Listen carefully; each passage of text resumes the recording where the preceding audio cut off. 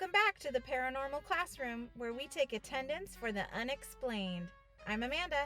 And I'm Lindsay, and we're two teacher moms talking about stuff that freaks us out. Testing, 1, 2. Civilus. Plosive. All right, we are recording for realsies now. Welcome back, scholars. Howdy-ho! It's an Amanda night. And we're in my bed. We are. With a cat. Kitty cat on us. And Amanda has cow socks on. Mm-hmm. Lindsay's been so gracious. She's done the last many stories. No, just 2, and you did 2 prior to that. I don't think so. I think you feel you did 3. I wouldn't have. How obnoxious for me to put 3 in a row. Well, I wasn't ready. So. It's great. I appreciate it. I'm going to fact check on aisle 5 on that one. But it's my night tonight. I don't have a hook. That's okay. But I am excited. I have been super super busy, and I feel like I haven't been listening to my podcast. Same. I've been kind of just not engaged, and tonight I feel a little re-engaged. Good. I'm excited. Good. I was getting worried about you not looking into the ooky spooky like you routinely used to do. So I'm looking back at my notes from last week when we were going to record, and I had something that was haunting me. Oh, yes. I remember. Okay. But I guess, is that where you want to start? No, go ahead. What's haunting you this week? So what's haunting me this week, well, not haunting me bad, but I did start my new job as city council person, and that's pretty intense. But prior to that, my family went to San Juan Island for a few days with my dad and stepmom, and we went to the Whale Museum. Have you ever been to the Whale Museum? It's awesome. It's in Friday Harbor. And supposedly it's the most haunted building in the San Juan Islands. So that's cool. I didn't have anything paranormal there happen. But at the Whale Museum, they showed this movie, and it's called Sonic Sea. So SONIC space SEA. And Sting is in it actually at one point, because he's a big fan of whales, I guess, and also understands a lot about sound and sonic science. And it's haunting me because I love whales. I love water. And I learned some pretty horrific facts about what's going on in our oceans due to the shipping industry and the search for oil and gas underground. And it is devastating. So, if you get a chance, check out Sonic Sea. I thought I knew it was bad. It is way worse than I could have ever imagined. And it's haunting me because then I feel guilty every time I get in a car that uses gas. And I feel guilty. I will never go on a cruise again because of this. I will never. And it's not they're the leaking of it's the sound. That's why it's called Sonic Sea. The sound created by all of these ships all over. It completely drowns out anything else. It would make any human being insane within minutes, or at least crippling headaches within seconds and minutes.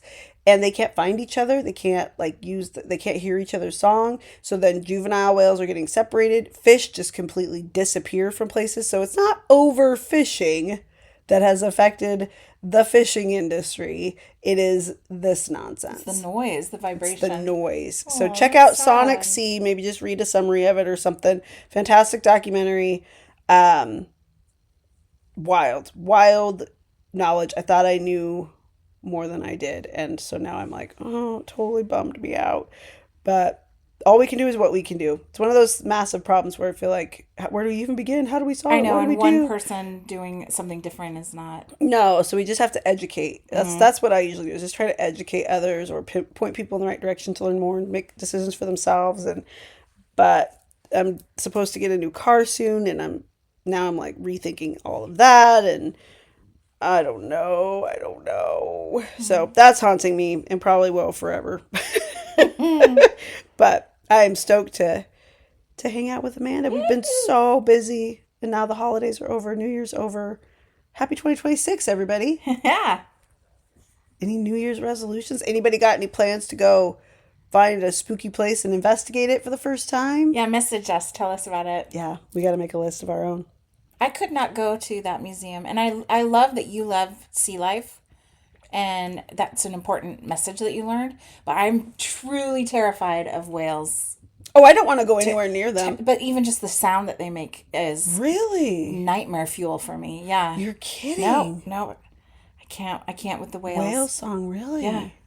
Wonder what that's about. I don't know. I think it's really scary to So listen there's to. some frequency piece of that maybe for you that Maybe. triggers something. That's interesting. Because Yeah. most people, like, what is it, Enya and the Whales or whatever, like, people fall asleep to it. Right? I could not. I could not. Well, obviously, no. No. That's, oh my gosh, I've never met anybody who's afraid of whale Well, songs. now you know somebody. I love that. I mean, I hate that for you, but it's also fascinating. We're going to get to my story really soon, but we always start with like a what's haunting you Yeah, segment. what's haunting you? What's haunting me? My daughter told me this story today. Oh, no. She was at school and with her friend, and a stranger approached her. And she's in high school, so a high school student approached her that they didn't know, grabs her friend's hand, puts this necklace, this like antique necklace in her friend's hand and says, "This is yours now. You have to take it." And then like ran away. This is some Heather's bullshit. What the I heck? said this is the start of a horror movie. Yeah. So they have this necklace and it's really pretty. It's heart-shaped, antique looking. It looks like it has like a rose quartz in the middle. But something about the necklace and the way that this person just dropped it off gave them the heebie-jeebies. Yeah. They started getting headaches and having a stomach ache, and it could all be psychosomatic. But now these girls, these teenagers are like, well, we have to deal with, we've just been cursed is what they feel like. They've been cursed. No. So they put the necklace in like a bag of rosemary, lavender. And I tried not to spit out my margarita. They're like on Witch Talk looking up, Oh, like, what do great. you do when someone gives you a They cursed weren't necklace? witches yesterday, but they will be tomorrow. I just think it's funny. That's amazing. I hope it's a prank. I hope that's the greatest prank you could do to a teenage girl right before Valentine's Day. Oh my And like, gosh. how fantastic is that? And if nothing else, has some serious like You gotta screenplay. delete. Oh yeah, delete Also, the it's name. my other daughter. It's the other. Oh, it's that's even worse. Not that child. Yeah, the sensitive one. No. Well, that child could write an incredible story about this nonfiction or fictional tale about this. Yes, she That's could. That's I think how I would help her with it. It's like, oh my gosh, just think what kind of story you could spin or D&D adventure you could turn Oh this yeah, into. she would love that. The confidence in her though, she's like, I'm gonna get it. I'm gonna break the curse, and I'm gonna have this great necklace I just got for free. You go, Just girl. Sage it. Salt and burn. Okay, ready for my story? That's amazing. Yes. Have you heard of the alien mummies that they supposedly found in Peru? Yes, but I don't know a lot of details. Here's what I picture immediately jumps to mind is like them like laid out and they were really short. Mm-hmm. Like I feel like they were really tiny, like small aliens. Yeah. And this wasn't very long ago, just a few years ago. It's very recent. Okay, get it going, get it Are you crack-a-lackin'. picturing in your head the ones that are stretched out straight or the No. ones that are curled up? Curled up. Okay, because I'm going to go into detail about the difference between those two. Okay. If you have I think they were seen either any curled up or they were just short in stature. Both. Or both. Yeah. Oh, sweet. Okay, yes, give it to me. Okay, so we're going to Peru. And if you need to picture Peru like I do, it's South America. Cue the pan flute. Yeah. You're going to put pan flute music in. Totally am. Okay, so the South America, you can picture South America. It's the left side, kind of near the top along the equator. That's where Peru is. You already know this, right? She knows a lot about Central America. and South America. Yeah. They were found near Nazca, the Inca Nazca Desert. And that's where the Nazca lines The are. Nazca lines are. So I was telling Lindsay as I go through the story, there's so many doorways that we can go and explore. God, that's awesome. So the Nazca lines, just really briefly, if you don't know, are these, what do you call them? They're like shapes that have been put in the ground. Pictograms? Glyphs? Pictoglyphs. That sounds like a Harry Potter creature. It like big carvings either in the side of a rocky mountainside or they're carved into things at this point. The Nazca lines are like big giant, but they look kind of like hieroglyphs. They're not like realistic looking bird or realistic looking shapes. It's lines and basic shapes that form an overall vibe of a bird or a vibe of this or that. And what's amazing is You cannot see the shapes that were carved into the ground from even the highest peak. The only Right. way to see the shapes is to be up in the air, In an in an airplane, which airplane. obviously humans didn't have aircraft at this time Yeah. that we know of. They're fascinating. So this part of the world that we're going to is like filled with already with mystery and ancient history and stories and mythology, and like it's very cool. Yeah. Very cool part of the Super world. cool. Yeah. It's arid, it's full of caves. There's tons of archaeological treasures there. I want to go. Yeah, I have friends I can who picture went. you going. I have friends who went to Machu Picchu this last summer. Is Machu Picchu in Peru? Yeah. Yeah, see, it's Yes. got so much. And the movie that, Emperor's Last Groove, I love that movie. that's that's in Peru. Love that movie. And the name Cusco, that's the capital of Peru. Oh, cool. Yeah, they went and they climbed, like they did the actual like hike to Machu Picchu. Now you can just take a bus, but they didn't want to be wussy. That's Colleen. You've met our friend Colleen from Knitters. Yeah, the Knitters. she's very cool. Yeah, She's and famous. she and her husband did it. Yeah, just this last summer. Neat. Okay, so in this area, there's obviously all these grave sites from the indigenous cultures in the Americas and the pre-Columbian, and the way that the pre-Columbian burial sites, most of them have this like tendency to kind of they would like curl up the bodies. Like imagine sitting in like a fetal position kind of. I think that's fairly common, isn't it? Not fairly common, maybe is wrong, but it's not unheard of in cultures around the world where they'll find, like I think of the bog bodies. Yeah. Where they found them, like they'll often be tied up, bound up in a fetal position. Yeah. I think there's been others in Asia too where they found them all like scrunched up. Yeah, scrunched fetal up. Position. Yeah, when it was common in that area. And so a lot of the burial sites have bodies that are curled up like that. And in some cases, they find mummies, like depending on on whatever they were buried in. I don't know a lot about how mummies are made. Sorry. No, that's okay. Research that on your own. That's okay. Well, sometimes things can be they appear like mummified based on what sort of soil they're in or what the climate is like and the air and the humidity and all of that. The intentional mummification process is best tied to Egypt, where there's, you remove the vital organs and you store each of them in its own sacred jar. And then you, of course, drain the body of fluid and you dry it out with whatever it's salt or whatever it might be, wrap it in all of this kind of cloth, and then just like a stereotypical kind of horror movie mummy, wrap it up, put it in a sarcophagus, sometimes multiple sarcophagi. Yeah.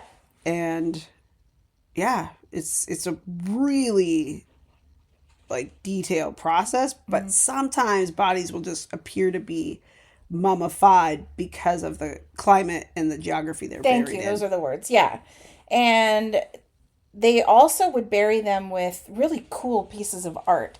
So like textiles and tools and like just artwork, like all kinds of things that were in there like to the support Egyptians. The afterlife. Similar to the Egyptians, and Okay. probably lots of indigenous I mean, I guess we do too. Like, have you thought about how you want to be buried?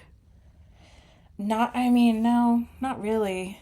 I don't really care. As of right now, our plan is to be cremated, just because I don't want to add to the pollution in the ground, and it's so expensive to have a casket burial anyway. But I really love the idea. Well, I'll be honest. The older I get, the more the idea of death scares me. Mm-hmm. Ditto. And it shouldn't. I don't think it should, because I just don't think it should. Whether there's an afterlife or not, I guess it just is what it is. And I have learned a lot about death recently, which is a conversation for another time probably, about what the body and the brain goes through when death is approaching, if you die of like a disease or natural causes. Obviously, if it's sudden, then it's over. Like there's no process to that, unfortunately. But in most cases, like the body goes through this incredible process that it knows it's going to die, and it like kicks in different hormones and endorphins and things to just make it more comfortable for a lot of people. And then science can help too with morphine or whatever. But I love the idea of like a compost burial or something like that, where you just return to the earth, a natural burial. They kind of wrap you in this beautiful like white muslin. Nobody can see you. Like there's no creepy body to look at. And then you just get like covered in flowers and all your favorite, organic material or whatever. And then you go into this pod and then you just decompose naturally and you go back into the earth. Ashes to ashes and dust to dust. Yeah. I don't want to be pumped full of formaldehyde. I know that. No, I don't want to be like prepared for people to view me. I definitely don't want a viewing. I want people to remember me what I was like alive. I also don't want to think about it at all because it really, I know it's so hard. Scared. Yeah, it's hard. But the reality is, we probably should be prepared because you never know. Like I know we have my husband and I have plans. Like our kids are old enough now, really. But if something were to happen to both of us, what would happen with our kids? Those conversations and stuff. But American culture is pretty weird about death. And we don't like to talk about it. Even when I know a lot of older people who really should be planning so that they don't leave that mess to their loved ones. But they're not. I'm thinking of our episode on the corpse walkers, the Chinese corpse walkers. Right. That was a weird... We're not going to do that. Weird Let's just put that on record. We don't want to be corpse walked across the world to get back to our place of birth. I'm not interested in being corpse walked back to Olympia. Don't walk me to Seattle. Okay, so as you can imagine, these burial sites with all these treasures inside were ripe for grave robbers. Grave robbers. And, also, this area is known for UFO sightings. Lots of them. Oh, by the way. Yeah. Yeah. And isn't that one of the theory of Nazca lines, right? Is that they were used to kind of direct perhaps alien visitors? Yeah. Recently, there was a sighting in a remote village. This was in 2023. And a bunch of the villagers witnessed this humanoid thing moving through the air. And the government investigated whatever they're doing to investigate. And their official statement is that they were likely gold miners, illegal gold miners that were riding around on jetpacks. Oh my gosh. Which in itself is a fascinating story. Yeah, let's get to the bottom of that. I know, I want to learn about those people. You know what, folks? Don't worry. It's not aliens. It's just illegal gold miners with jetpacks. That sounds like some prompts you'd give at an improv comedy show. Absolutely. Where would you go if you had a jetpack? Oh, gosh. To your house first, because I'd be like, check this out. Hey, Maninator. Woo! Just outside your window on the second floor, so you'd look out and see me and freak out. I don't think you can get far on a jetpack. I mean, we're not like Iron Man. Like, I don't know much about it. The technology right now, unless there's some things, which there are obviously things I don't know. But the things I've seen of jetpacks, they're not super impressive yet. I don't know. My uncle wants to buy this like personal, it's a drone basically, but it fits a human. Just one human, and it can fly for like 40 miles or something like that. Not super far, but far enough to just be like commute. Just commute. Just be like, I'm gonna fly to my job. Why don't we have that already? Well, they have it already. Yeah. I don't know how you get a license, and I don't know how much it costs. I'm sure it's ridiculous because most people don't have them. Well, we don't have like the infrastructure for like. Right. Can you imagine you're driving down the freeway on your normal commute, like a normal human, and then all of a sudden this drone drops out of the sky? We don't have plans for like FFA what is it? FAA for that? Well, you wouldn't be up very high. I'm assuming like if people have these personal drones, they're just going to be like 20 feet up in the air and we'll just see people flying all the time. It's wild to me too. I love it. Okay. So grave robbers, they're called local huaqueros. Did you know that word? Am I saying it right? See it? Huaqueros. Yeah, you are saying it beautifully, but so just local huaquero. So a huaquero is a grave robber, and they're people who live locally. Okay. Okay. Yeah, and they will go obviously like break into the graves, take the treasures, and then sell them on it on the black market or whatever. Which it's a whole. I would if it wasn't illegal and very very disrespectful. That sounds like a cool gig. Very Indiana Jones. Yeah. Yeah. Well, I guess the legal way to do that is just like be an archaeologist. Yes. Yeah. Where it goes into a And it goes to a museum. museum. But then that's a whole other ball of wax. Like, should it go to a museum? Mm-hmm. Shouldn't it stay? I would argue it should stay either Right. where it is or at least in the country with the people who are tied directly to that culture and history. Yeah. I was shocked to go to the British Museum this summer in England and London, and I knew that colonialism was a problem, to put it mildly. I had no idea just how much the British stole from like Egypt and Greece. I'm not kidding you. It was room upon room upon room, massive museum rooms full of artifacts from ancient Greece, ancient Egypt, other parts of Africa, ancient parts of Asia. Like, what in the heck? Yeah, what gives them the right to be like, I found it, it's mine? We had this neighbor kid, my brother's friend, when he was like 10 years old, this neighbor kid, Brian. If you're listening, Brian, I will never forget this. He comes into our house and he finds a bunch of change in one of our junk drawers. And he's like showing it off to my dad. He's like, look, Mr. Geyer, I found all this money. And my dad's like, Brian, you found it in our drawer. Brian is a criminal. Brian, if you're listening, you're probably listening from jail. My God, I know. the nerve! I would feel guilty about using toilet paper in the bathroom of a friend's house and feel like I needed to replace it. This kid's up in your drawers, first of all, and taking change. Whatever he finds, he's like, look, I found it. Like he's treasure hunting. Okay, Brian. Well, that's grave robbing, isn't it? Yeah, Brian's well on his way. Yeah. Finders keepers is like their motto. And that's just stupid. That's so disrespectful. Okay, so there's this grave robber. His name is Leandro. And that might not be his real name. I'm assuming that grave robbers his alias. and he supposedly found these mummies. Actually, he found, what he says, he found 200 like specimens. They were either full mummies or like pieces of body parts and stuff. Okay. Leandro finds them in 2015. This is pretty recent. Yeah. And I don't know if Leandro couldn't sell them or knew they were weird and was hanging on to them. But it took him a whole year before he showed them to this man named, and I don't know how to pronounce his name because it's French, I think, but his name is Terry Hameen. You did it. And he was the president of the Inkari Institute, which is a private research institute in Peru. About the Inca. Yeah. History of the Inca. Yeah, but it's private. It's not a publicly funded one. Okay. So it's private. And that's who he gave them. He basically gave the mummies to this guy at the institute, the Inkari Institute. Because he's like, I guess that's, of all the places to give them to, I guess that's a I don't know if I guess he probably tried to sell them. I don't really know.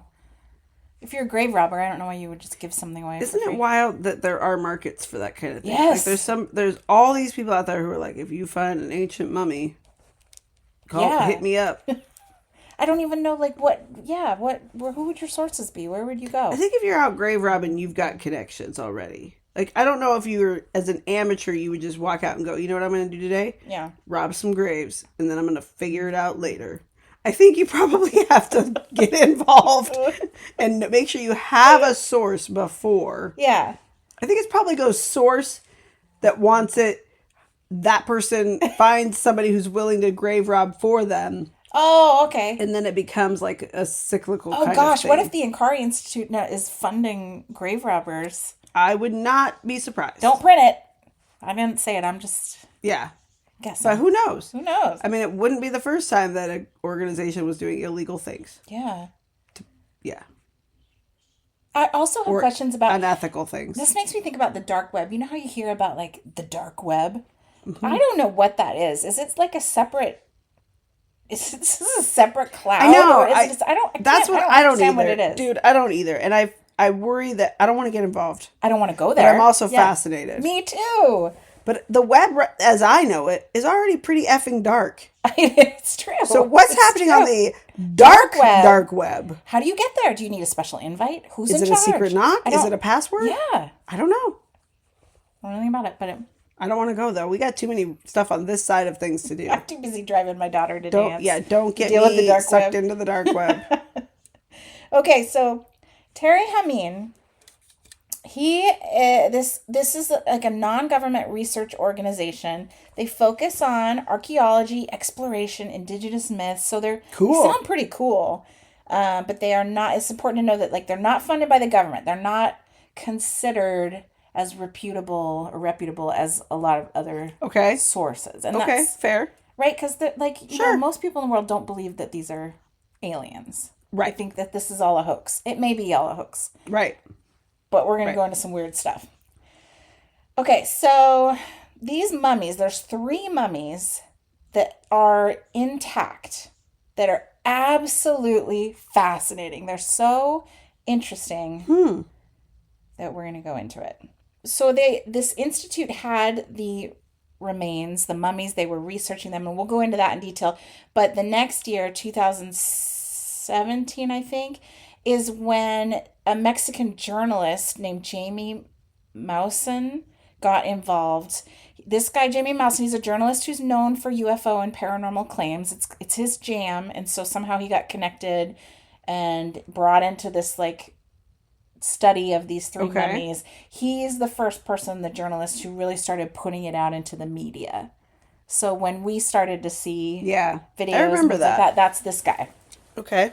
He's not considered credible by the scientific community. That sucks. Because he has he has a long history of promoting sensational and paranormal Oh, well, claims. that'll do it to you every time. But I get it, because he's really into it like I am. I mean, I get the passion and the I interest. wouldn't be taken seriously by the media at this point either. No, yeah. Like, I mean, maybe in certain circles or certain topics I might be taken seriously, but if, I don't know, I think you can be, I think you and I prove it. You can be both a science-minded person and be open-minded to the unexplained. Yeah. But I also know that media is not always on board for that concept of being both, splitting worlds, if you will. Mm-hmm. And I just consider it being open-minded. Like, sure, you prove it to me scientifically, I'm on board for that. Something else happens and it's possible, I'm on board for that until you prove otherwise. Right. Like, it's just more fun to believe in the mysterious and not believe in it, but to wonder about it, to study it, to ask questions about it, to be curious. Because there's so much on this planet that we don't understand. On this planet and other planets. There's planets. billions of other planets. Yeah. Right? So, yeah. I think you just have to stay open-minded your whole life long, because it's more interesting, it's more fun, and it's easier. It's easier to remain open-minded than it is to just go, nope, that can't possibly be because that's outside of what I already understand. Yeah. That would be exhausting. I know. Well, I'm going to describe these mummies to you, and I'm going to send you some pictures. But so everybody put on your little, like, imagination hat and get ready to envision this with me. First, envision a human skeleton. Like, because we're going to start there. We're going to start with the human skeleton. Got it. Curled up in the fetal position. Okay. But small. Like a proportioned human body, but small, like 2 feet tall. Can you picture it in your mind? 2 feet? About 2 feet. So proportionate to a human, but 2 feet tall. So like a toddler. Yeah. Or a hobbit, I guess. Hobbits not super proportionate, aren't they? I don't Their know. feet are really big and their hands are really big, I think. Also, they're fictitious, but okay. Okay, so small humanoid bodies. They're called tridactyl because they have 3 fingers and 3 toes. That's weird. It is weird. We don't really have. I'm gonna go into like some of the common sloths. Yeah, sloths I guess have 3 toes, but like a humanoid, we don't. There's some genetic mutations, but none that we know of like this. 3 fingers. It's like the 3. Like if you got rid of your thumb and your pinky, it would be like the 3 in the middle. They're also really elongated, kind of like Jack Skellington from The Nightmare Before Christmas. The toes and the. Are you ready? Toes? Do you want me, yes. Do you want me to Send me a start picture. sending pictures? Now, fingers, I can understand why they would, perhaps evolve to be that long or whatever. But who needs toes that long? I don't know. What purpose is that serving biologically? I don't know. But you've got to check these out. I'm just sending you the fingers and toes first. In other news, I refilled my bird feeder this week. Yeah. And I sent my family, usually it's one bird at a time comes to my bird feeder. Mm-hmm. Sometimes it's 2. It's never been more than 2. Yeah. Check out what happened today. It was a full-on bird party. Birdie fiesta. Oh my gosh. Look it up. Look at this. That's like 10 birds on one There's bird feeder. 7 of them at least. 1, 2, 3, 4, 5, 7. And they're like, hey. That's adorable. Isn't that so cute? Yeah. They're all just climbing over each other. It's so cute. What do you put out? Like a steak and lobster for them. I've never had that many. It's amazing. All right, look at the picture I just sent you. Okay, let me go to my texts.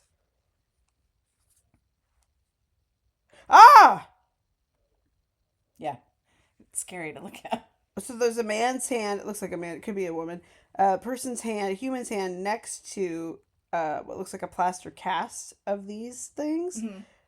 Is that real? That's real? This is a real, yes. This is a photo of it. Real cast? I mean, I don't, as real as like you're going to believe by the time of the, end of the story. But they could be real. What? Okay. They look like bat talons or something. Like really big ones. They also had elongated skulls, and I'm going to send you photos. I do remember that, I think, but this is still looking different than what I even remember. So elongated skulls, there's like a binding tradition that some tribes and humans really did do, where like when a baby's born, they would put the baby in a contraption with like pieces of wood, boards, and tie it up. And then as the baby's skull is forming, because they're not fully formed when they're first born, they can mold it into this like elongated skull. And it's supposedly it would represent the gods. And there's like a bunch of theories around that. Well, what are the gods? Are the gods the aliens that were coming down and we're trying to like emulate how they look? Yeah. Interesting. And then that makes me think of the Alien franchise that my daughter is obsessed with. The Sigourney Weaver, know, Alien. And the Queen Alien has that really long, elongated head. Yeah. Fascinating. I know. So that's what's different. Here's some other things that are different. The organs, muscles, tissues, all intact.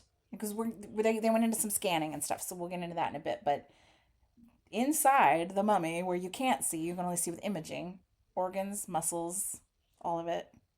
Phalanges, I don't even know what all's in our body, but it's all in there. Phalanges are your fingers and toes. Stuff with, like just connective tissue and stuff. Okay, wow. Yeah. And did they have organs that lined up with like our organs? It's like, very human-like. Very interesting. Yeah. No ears. Oh. They look like they have little holes for ears, but they didn't have ears like we have. No cartilage on the outside. Yeah. And then they had large slanted eyes, that similar shape to like that almond-shaped alien eye. Yeah, like from what's the Third Kind? Encounters of the Third Kind movie, kind of like that. Close Encounters? Yeah. I love that movie. Yeah. This was fascinating. You know how our jawbone is actually not connected to the rest of the skull, and it's connected with muscle and stuff. Yeah. It floats. This jawbone was connected, which means it didn't move on a hinge like ours does, which means they were not able to speak the same way that we can. Or eat. I don't know, but I mean, a lot of stories of aliens are that they're telepathic. Oh, shoot. And then their mouths don't move the same way, so that's weird. Dang. Yeah. Some of the ribs were just like human ribs, but some of them went all the way around, like a 360 degree. Like a hula hoop of a rib? Mm-hmm. What? And these are bones because they scan them and they're just like human bones. I know, Linz. It's crazy. And here's the last thing. Why aren't we hearing more about this? I'm annoyed. I'm annoyed that this has been covered up so much. I mean, I get it. We have bigger fish to fry, perhaps, in this country right now. Yeah. But when this first came out, why not put it on blast? I think a lot of people think it's hoaxed. And it could be hoaxed. But we'll go into, like, how you would hoax something like this. Yeah. And why? The last little piece I pulled out, interesting, is the fingerprints. So if you look at your fingerprints, you know how ours are like swirly kind of? Mm-hmm. Their fingerprints are more straight. Hmm. So a different pattern on the fingers. So if it's a hoax, they went so far as to create fingerprints. I mean, the detail is crazy. That seems like a reach. Yeah. Like, as I mean, I wouldn't put it past humans. Humans are very smart. Humans are going to go to the umpteenth detail for accuracy, and to really hoax people in this day and age, you'd have to go to that super detailed degree. But weird choice to make them straight. Yeah. Seems like if you were going to hoax it, you would make him more in the whirl. They call it whorls, WHORLS, and swoops and swirls and spirals of a human fingerprint. Right. Interesting. It is interesting. The mummies have names. They named them. And what's interesting is the names. Paco Blanca. Is that what you would name your mummy? That's what I name my birds. Paco and Blanca and Jose and Jefe. Jose, Paco Blanca, Jose, and Jefe. That's what I would have named them. Well, if you were presenting these, you could name them because apparently the names change depending on who's presenting them. Come on! Which is another reason that... That's rude. It's rude, and it's another reason that people don't find it as reputable because if a true archaeologist is going to log it... And they usually name call it, it like and the it's like- so-and-so man or the so-and-so woman based on where they found it and like when they found it, and maybe even sometimes it attaches the archaeologist of findings name, like whoever found it may be attached. Right. But usually it's just the like Cronenberg man or whatever. I just made that up. Yeah. But whatever it might be, the location and the perceived, what seems to be the sex or gender. Yeah. So sex, I guess. If these mummies had ended up in like a true reputable museum or something, they would have been like logged, named. That would be it. It would be like, the Nazca. Yeah. Nazca Man 1, Nazca Man 2, whatever. Yeah. So their names, I love their names. The largest one is named Montserrat. Okay. That I had a student named Montserrat. No, you didn't. Yes, I did, and I love the name. Do you know we have a student named Oprah? No. We have an Oprah this year. We have an Oprah. Do you want to go through some of the cool names we have of kids right now? Kids' names are incredible. Oprah, Possible. I love that name. I love that girl. What's another fun one? Let's see. King.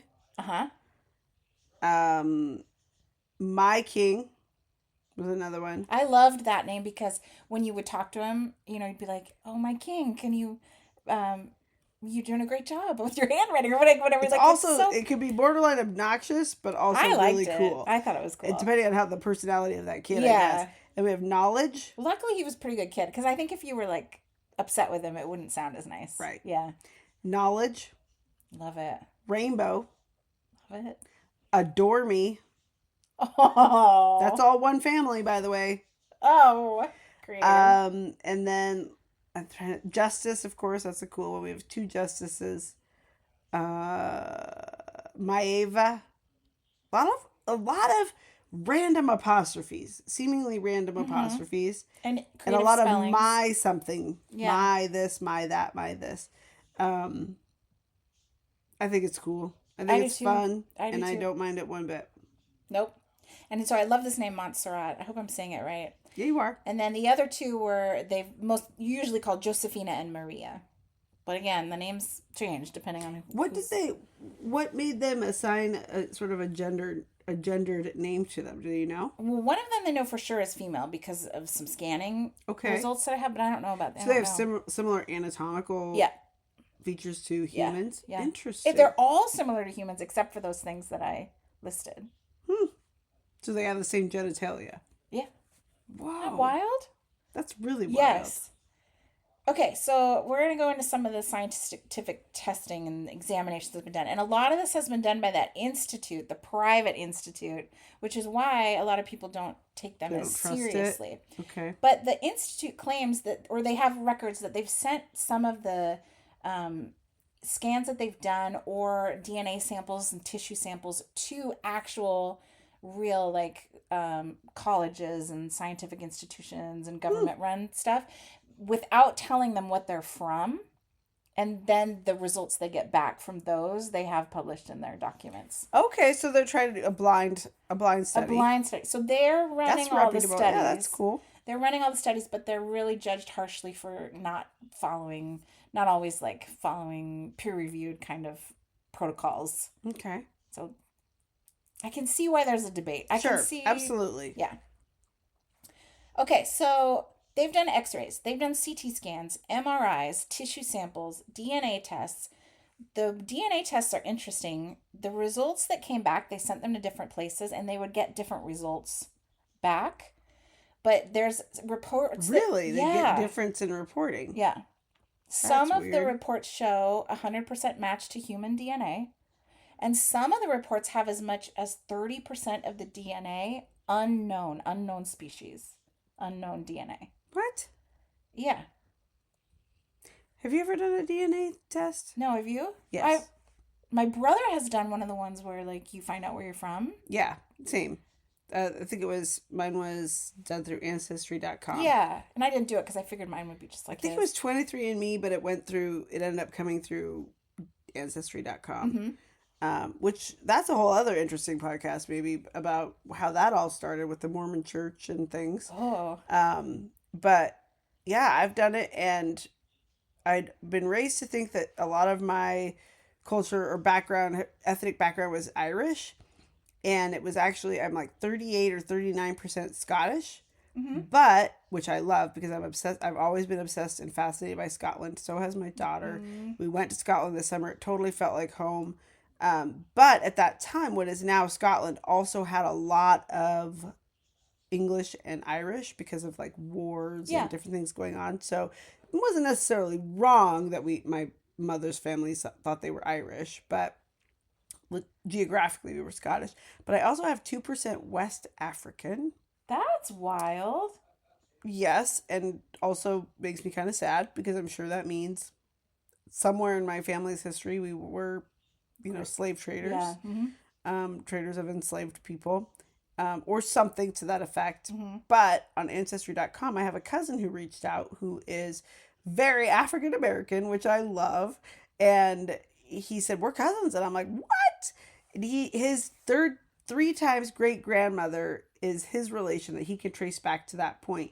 And at some point, she got pregnant with a white neighbor boy's child. Like they were of approximately the same age.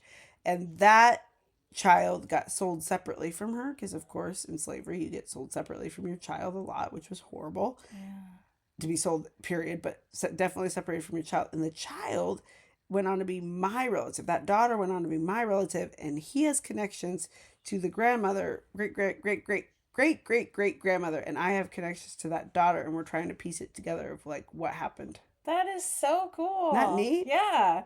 So Neat. do it. Do your I should do your mine, yeah. genetic DNA. It's pretty should. cool. They also did radiocarbon dating, Oh, cool. and they know for sure that this mummy is about 1,500 years old. Whoa. That's old. It's old. Like Egyptian pyramids, when they first discovered those, it was like 300 years old. Whoa. Here's where it gets crazy.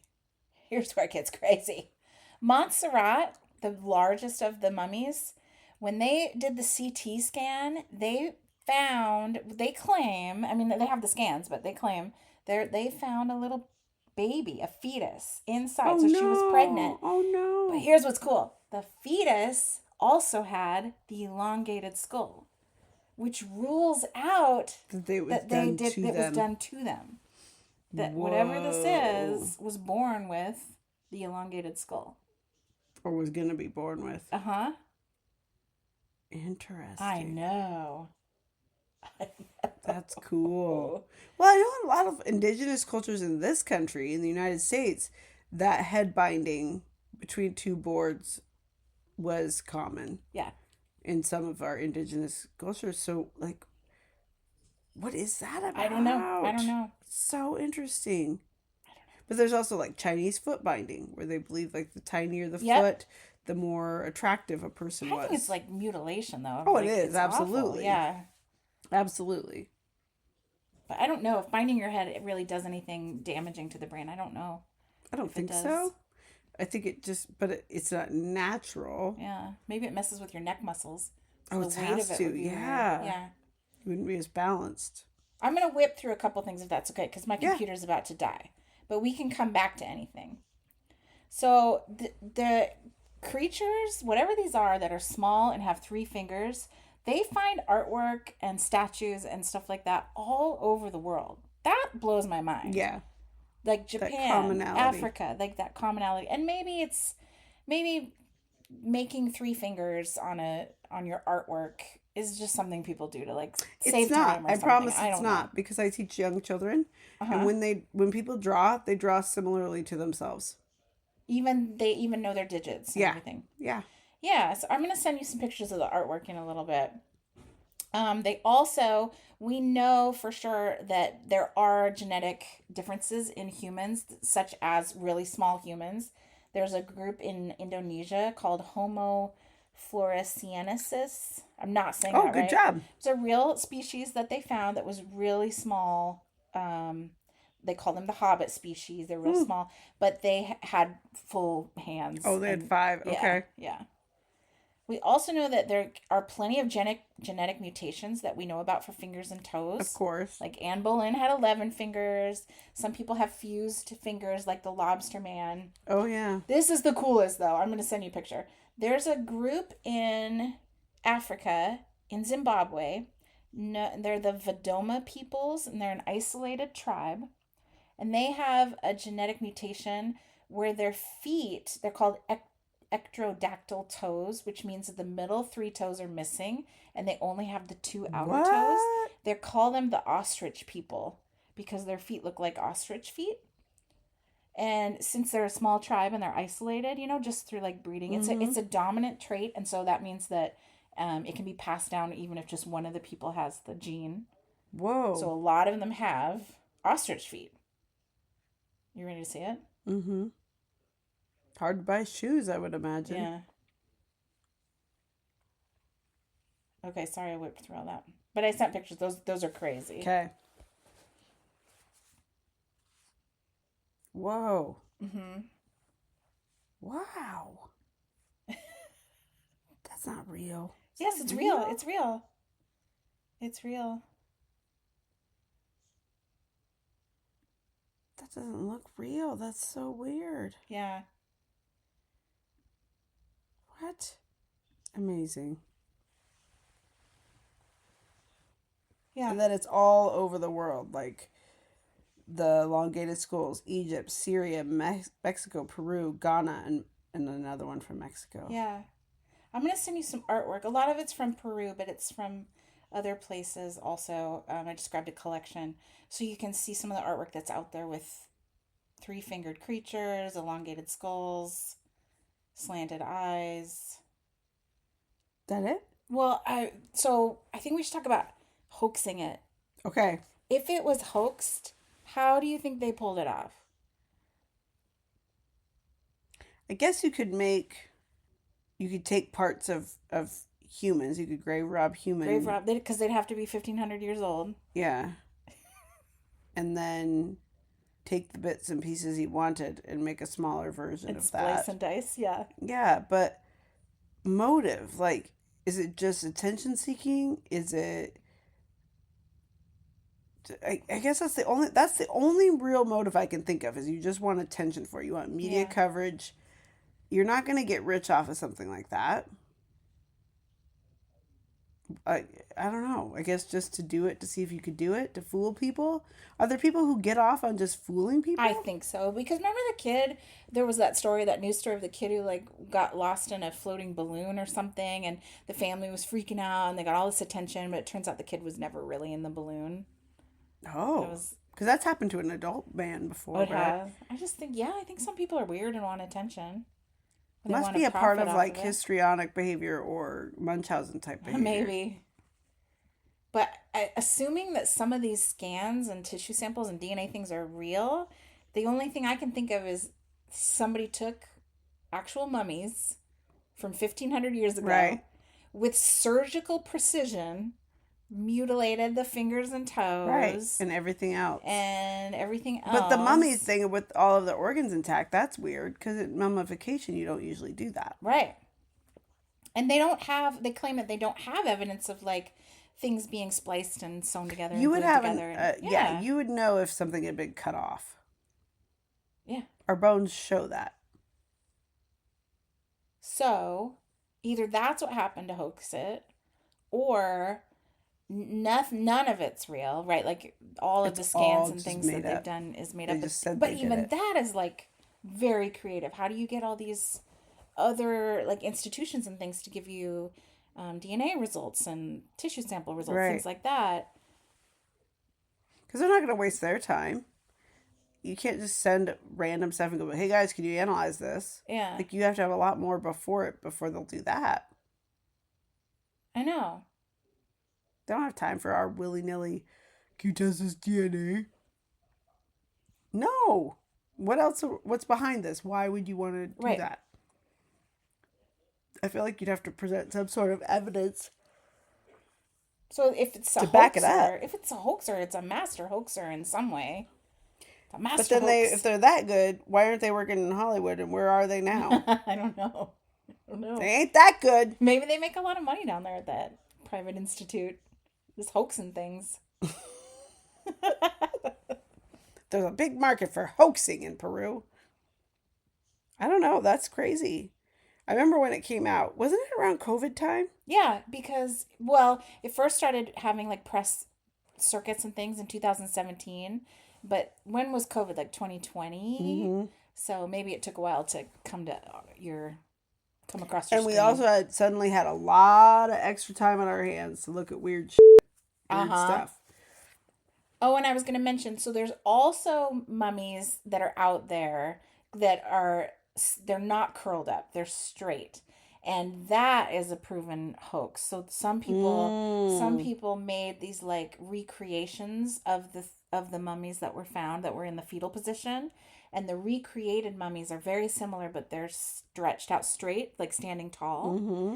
And those ones, unfortunately, are a lot of the ones that were taken around on like the press circuit. Oh, no. Because they were used as an example of what was actually found, the mummies that were actually found. Oh. And then they were not real. And people were like, well, why are you bringing these? These are clearly not real. They're just... But I think they were being used to show what they had found without actually having to take the actual fragile mummies on the press tour. Well, then they did a shoddy job because we can make casts of things, we can make replications of things, and have them be pretty darn close to accurate, if not a dead ringer for those things. So that doesn't make sense. Yeah, it's like some of the choices that they made are not what a real scientist would choose to do. No, it was very circus. Sounds like circus, snake oil type people. Just trying to make a buck. Maybe. But there's people who claim that they've seen the mummies, been there for the scans. I think there's a strong part of me that believes in these tiny, like, scrunched up mummies and what they found. But the ones who replicated the elongated ones, that was lazy work. I think that was a mistake, because that just led to all the speculation. And then that makes it harder for the legitimate stuff, if there is legitimate stuff, to be treated with respect. Yeah. Or any kind of scientific merit. Interesting. I know. I can show you a picture of those straight ones if you want. Yeah.